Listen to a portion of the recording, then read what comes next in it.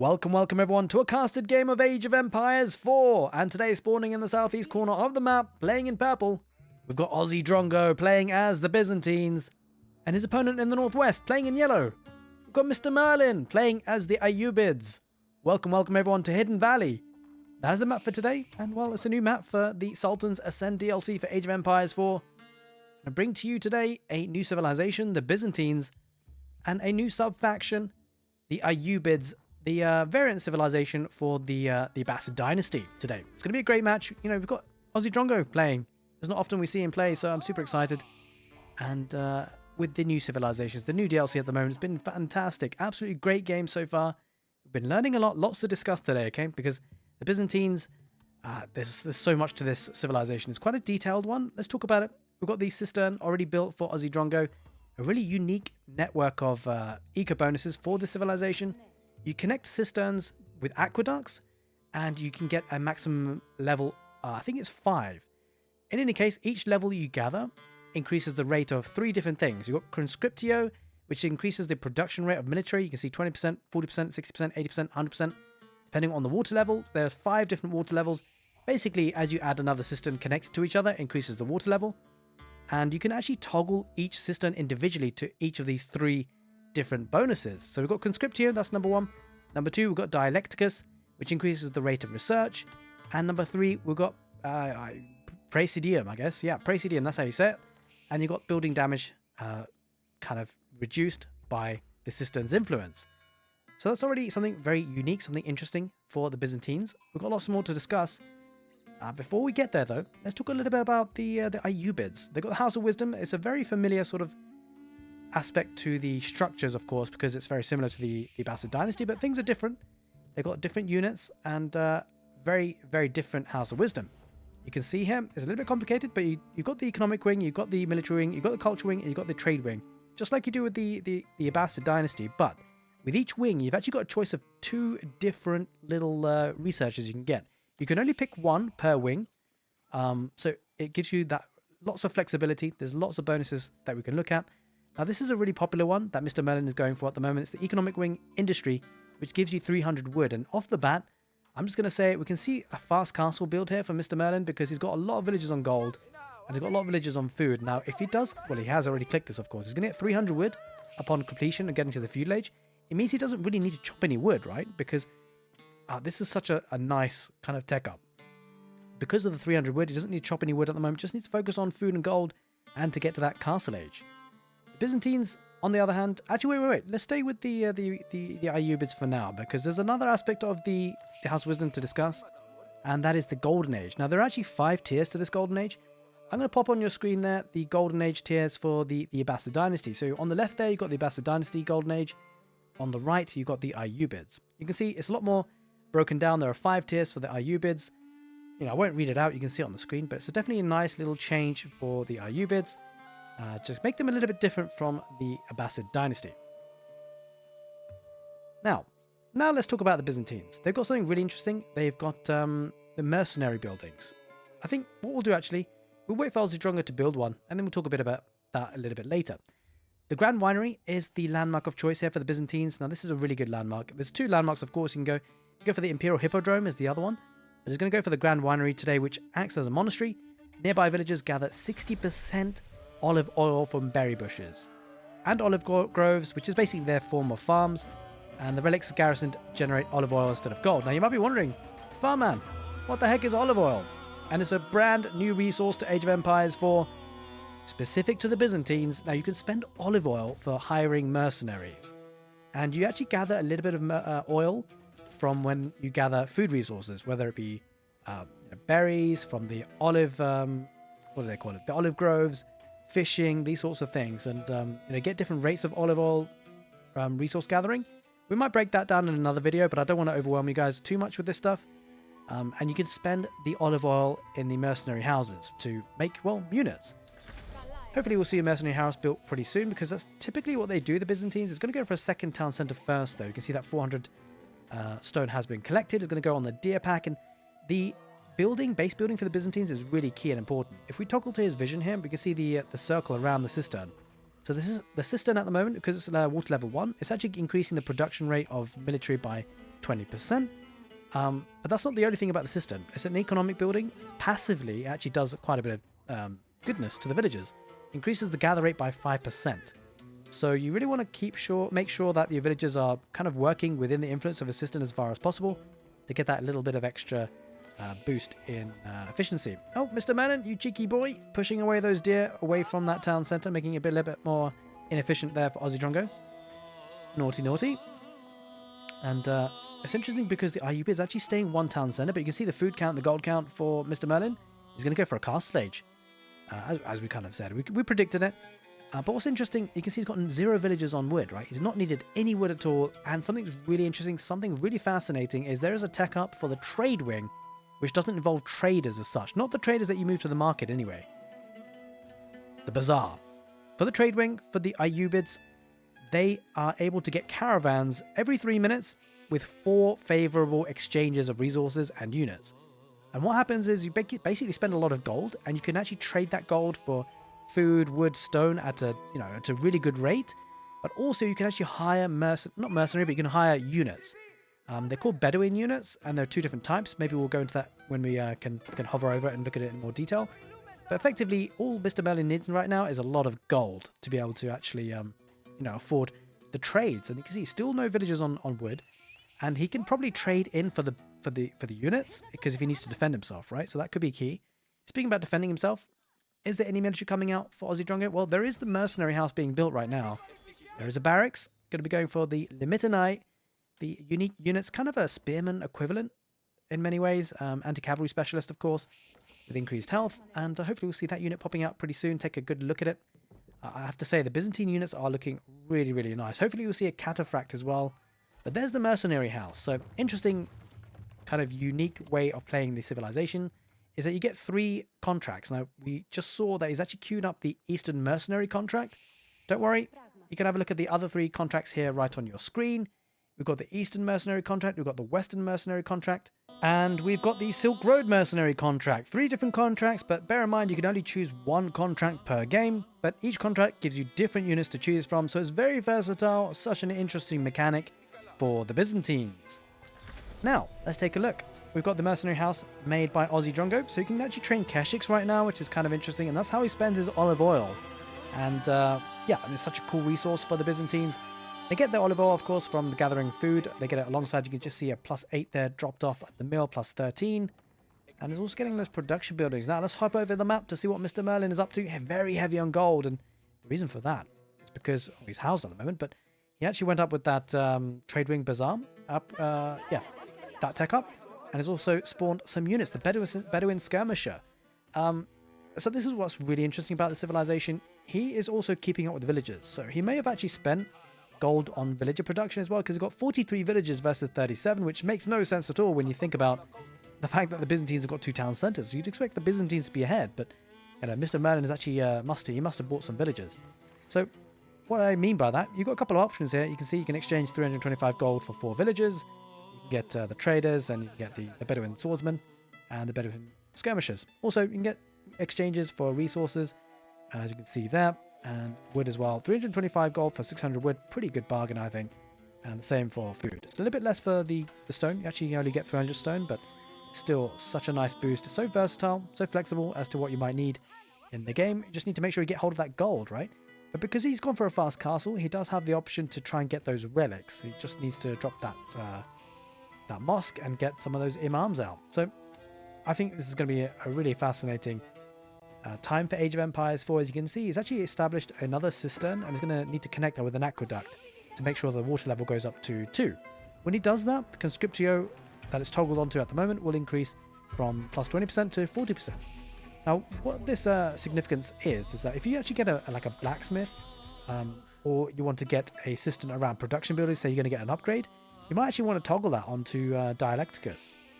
And if you're under pressure, maybe on the front lines, you want to protect a building in your village, you might want to change it over to Praesidium.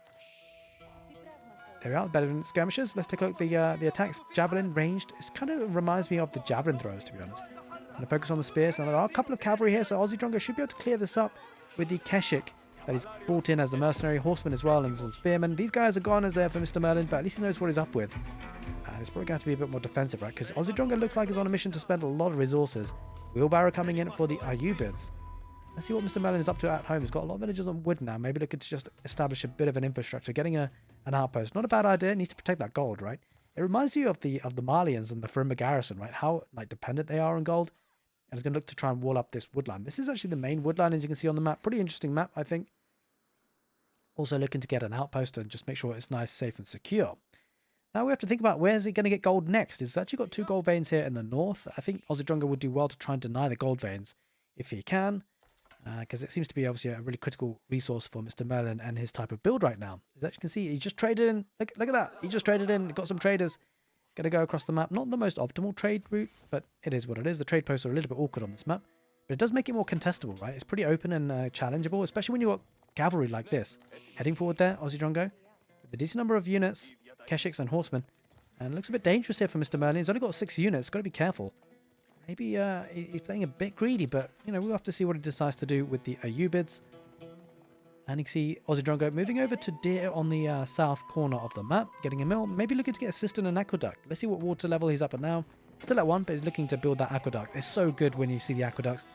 The base building is so cool for the Byzantines. Now, as the cavalry do ride in, I'd like to say a very big thank you to all the kind supporters of the channel. YouTube members, Twitch subscribers, you guys are absolutely awesome. And everyone just who is participating and giving me lots of support. Even if it's just giving a like to the video or commenting your favorite emoji in the comment section, it all helps with the YouTube algorithm. And I'm super excited to see where Age of Empires 4 is going right now. And hopefully we'll be able to keep up content for you guys if you've been enjoying it. You know, love to read about it. Getting a couple of production buildings on the back there, Mr. Merlin. Those villagers are pretty at risk. You might be in trouble here. Drongo might head in with the cavalry. Only 1 villager garrison inside that town centre, so they're kind of... oh yeah, also, not sure if you noticed that. The palisade goes right to the edge of that town centre.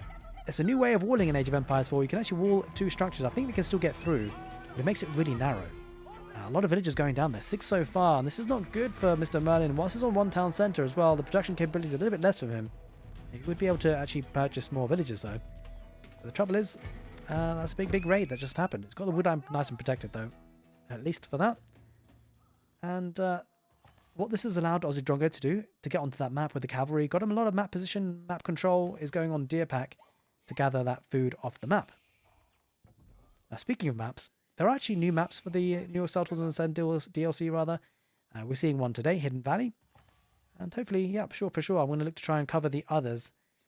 Pretty excited to do that and show you guys what it's all about. Oh, hello. What do we have here? We've got the Tower of the Sultan. It's such a crazy unit. Now, on the campaigns, you actually get to play and you've got to destroy one of these things. It's actually phenomenally strong, this thing. It's so good to look at as well. You'll see it in action. It's such a good unit because not only is it basically a siege tower, it can actually siege buildings. It's like a ram, like a massive super ram. But it also fires arrows, which is kind of crazy.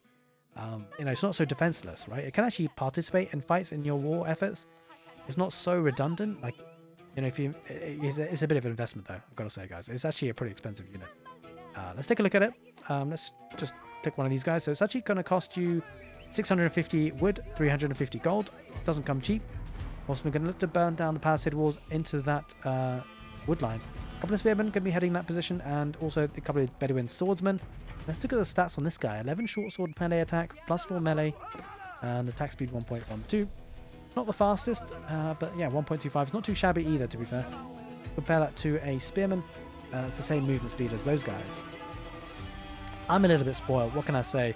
If you guys seen Zhu Shi's early Palace Guard in the Feudal Age, it's such a nice unit. But enough of that, because we've got a huge raid going on. Aussie Drongo diving in, causing a lot of idle time. Mr. Merlin has to get out of there. 64 villagers, lost 8 so far. And I wonder what the game plan is. Mr. Merlin's got this Tower of the Sultan. And he's got his trade route pretty exposed. It's getting 16 gold per minute, not really that useful. Now, a lot of his infantry are pretty exposed, but there are a decent number of spearmen there. That's definitely going to help protect his Bedouin skirmishes. Back at home, he's going to snipe a couple of traders, that's for sure. We'll focus on this for now, just see how much value he gets. Probably quite a lot. It's going to take 1, probably 2 or 3 at least traders before he has to head back home. And the mobility is looking so strong here. You see the Keshiks getting health back as they attack the traders. So nice for that unit. Getting some gold as well. Ah, so there is an upgrade, I believe, for the Byzantines that when the horsemen kill units, if I'm not mistaken, they get gold. I don't know if it's just villagers though. I think he's actually got the tech there. I can't quite remember what it is off the top of my head, but Wallalo going off with the dervish, the unique unit for the Ayyubids rather. I was about to say Abbasids. But yeah, now Aussie Drongo is heading back home, down to 14 military. Took a couple of hits, couple of losses, but he's pretty happy with the damage he's caused. Killed 12 villagers. Not too shabby. Mr. Merlin though, trading in, using that trade bazaar tech up to get those villagers back on the road and working for him. Tell the Sultan, it takes quite a while to build when you're building with only 2 units. But he is getting that second relic, which is actually really going to help him. I think getting the relics actually with the Ayyubids with this bazaar business is actually really strong, because you can just convert that into whatever you want afterwards.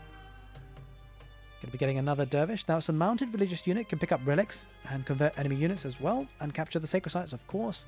They've got a mass heal ability, which is looking pretty good. And gains increased healing when it's carrying a relic. So it's kind of a trade-off, like if you want to keep the relic garrisoned or carried.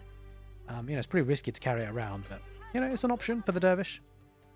If you're feeling a little bit brave, you might wish to do that. It's got a long aqueduct network. It's got up to water level 4, and he went up to the castle age here with the cistern of the first hill. The Byzantines acts as a cistern, but also unlocks the pilgrim flask ability. With non-siege military units can be activating this ability to increase the health regeneration by 25 per second for 10 seconds. So essentially gives you 250 health over 10 seconds. But the flask can refill every 45 seconds, and I believe you can toggle it onto you've got as you would, you've got Conscriptio, Dialecticus, and Praesidium. But you also got the automatic pilgrim flask. He's actually got it off, so you actually have to toggle it himself. This is an interesting one.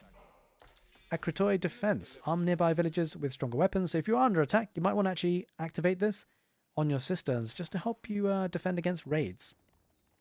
Nice little bit of armor boost by +2 for a short period of time over those 30 seconds. Going to be walling up here, Mr. Merlin. Maybe thinking about playing the late game, but I don't know how I feel about that against the Byzantines with their eco bonuses. It's going to get... Wait, hang on a minute. Okay, he's not playing the late game. No, I'll take that back. It's going to go for 3 Tower of the Sultans. It's going to be aggressive. Now, these guys are powerhouses, by the way. They do 600 siege damage. Now, if you think about a secondary town center, the secondary town center has 2,500 HP. So you kind of need like 4 hits of one of these guys to take out a town center, a whole town center. So if you've got 4, it's only going to one-shot it, pretty much. You only need to, just a little bit over a one-shot. And you can take down a whole friggin' town center. So looking pretty good, but also it's got that ranged attack, which is kind of crazy. It's got 800 health as well, so not too shabby itself in terms of okay. Mr. Merlin, he's going heavy on these guys. He feels it's an opportunity to meme a little bit, but I mean, I say meme, but it's looking like it's a strong unit, especially because it attacks, right? If it was just like a massive ram, then it's a different story. But I'm super excited to see how much damage it can do. But it's just chasing away that monk. I have to have a rethink there, Mr. Merlin. There we are. Heads back home. A lot of villagers and gold here on the east side. Pretty open and raidable. Relatively equal numbers on both sides. In terms of military, at least. And now we see the cataphract. An absolutely beautiful unit. Look at the chainmail armor on that guy. On the horse. So nice. It's got 360 health. 27 sword melee damage.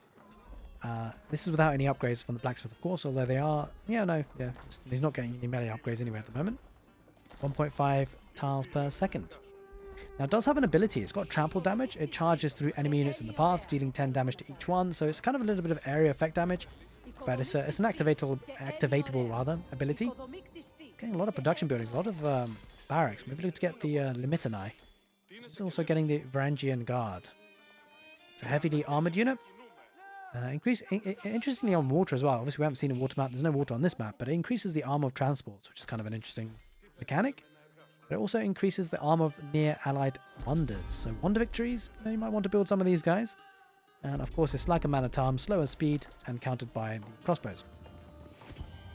I love the look of the dervish. I've got to say these little carts it's got on it on either side.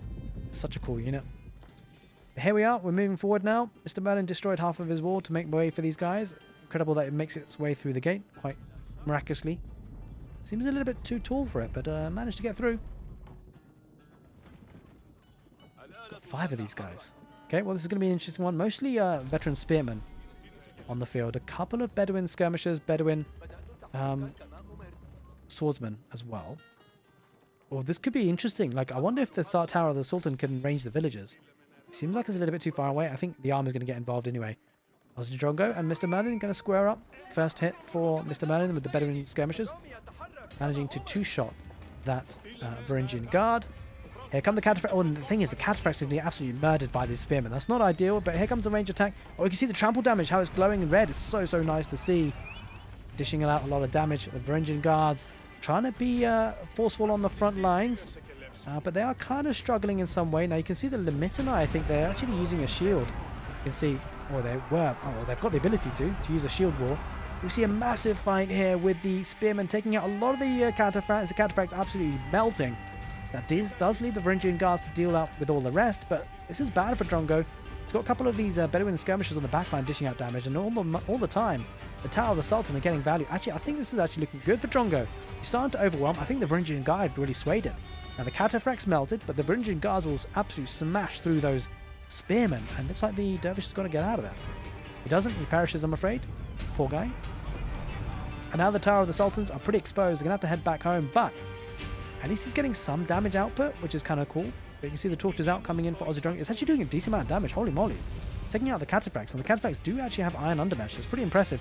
He's going to lose one Tower of the Sultan with a crazy explosion there. He has to head back home, Mr. Merlin. Got to get some reinforcements, my dude. Does have a decent number of military numbers on the board. Another one goes down. These are expensive units, don't forget. Will he lose a third? I'm not sure. The Man-at-Arms going to try and block the retreat. I don't think he does. Not with this number of Bedouin skirmishers. I think Drongo needs to head back home here. I think they're going to turn around and go be aggressive. He thought, hang on a minute. Why am I retreating? I don't need to anymore. But has he actually toggled this over to Dialecticus? There is the blacksmith, double blacksmith. So I would have loved to have seen that toggled over. Would have increased the research rate to actually 200%, which is kind of crazy when you think about it. His research would come in quick time. Obviously, it's a lot of micro involved here, right? So it's probably why it's probably a hard civilization to play in many ways. But it's such a fascinating one to understand and know about. Drongo does have 2 relics to his name. Same is said for Mr. Merlin. That 5th and final one is actually in the middle in between the 2 players and the Sacred Site too. So you can't really... it's not an ideal map for Delhi, put it that way. He's going to start. He's going to continue to build the Tower of the Sultan, and he can range. I think he shot a couple of villagers. Yeah, he's getting some good kills there. Nice. Well, this could be bad for Drongo. He's going to have to move away from that wood line, or at least to the other edge, or another corner of it. Maybe to a different one as well. Drongo needs to keep up military numbers. 54 military numbers coming out for Mr. Man. He's got the farming transition, plenty of barracks on the front lines to reinforce that army. He's got the farming transition nice and early as well, and he's got plenty of gold income. He's looking in good position. Like, he's got equal military numbers. I mean, villager numbers rather, and a pretty hefty lead in the military count. I think it's all coming down to the trade, right? It's getting so much value out of it. Because he's only got 1 town centre. When you compare it to Drongo's 2 town centres, kind of crazy how Mr. Merlin has kept up. In fact, not only has he kept up, he's actually surpassed. I mean, you only need 1 town centre, it seems, for the Ayyubids. Imagine if they get 2 town centres, how strong their economy could be. Here come the Varangian guards. They're charging in. They're going to look to try and torch down these... Tower of the Sultan does have a couple of melee units here, though, Mr. Merlin, to try and push this back. 1 Tower of the Sultan does go down. Looks pretty precarious, though, for Mr. Merlin. He needs to deal with this quickly. Let's have 62 military. Here come the guards coming in, the Ghulam, and also the hardened spearmen charging in. The Tower of the Sultans, 3 of them do back away now, looking just to shoot from afar. This is a good fight for Mr. Merlin. He's got plenty of units, plenty of numbers. Now, a lot of them are spearmen. The Varangian guards should dish out a lot of damage against them, but just sheer numbers-wise, it's looking good for Mr. Merlin. 51 military versus 35. Drongo, he needs to win this fight, because his base is going to be next if he doesn't. This is looking a little bit precarious, I have to say. As we zoom in into the thick of the action, the Varangian guards, they're not holding, they're not guarding. They need to do better, because the Byzantines might fall to the Ayyubids. The numbers are dwindling. There's Bedouin skirmishes on the back line. The Tower of the Sultan getting so much damage output. Reinforcements not coming in quick enough for Aussie Drongo. He's losing everything. The military numbers starting to dwindle, and the Ayyubids are overwhelming here. And he might continue to just trickle in those units here, Mr. Merlin. If he does, next thing is going to be the aqueduct system to go down. If he takes out this landmark, that will disconnect the systems, and he doesn't even need to do that because Aussie Drongo taps out. He takes a massive hit. The Tower of the Sultan reigning supreme on Hidden Valley. Hope you guys enjoyed the casted game, and if you did, do give the video a thumbs up. But more importantly, If you want to see more casted games like this, check out the end card on your screen right now. Take care, and see you next time.